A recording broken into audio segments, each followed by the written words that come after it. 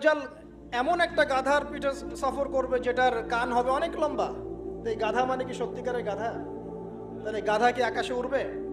আর কিছু প্রোটেস্ট্যান্ট মার্কা মুসলিম আছে, এরা মনে করে না গাধা মানে সত্যিই গাধা।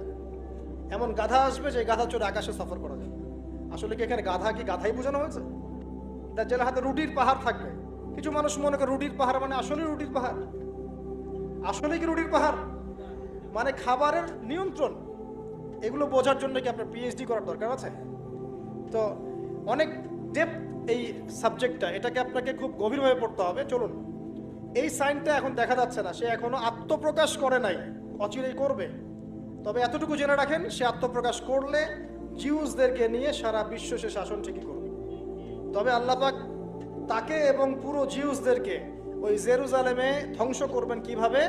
ঠিক যেভাবে আল্লাহ পাক ফেরাউন এবং তার দলবলকে ধ্বংস করেছেন লোহিত সাগরে।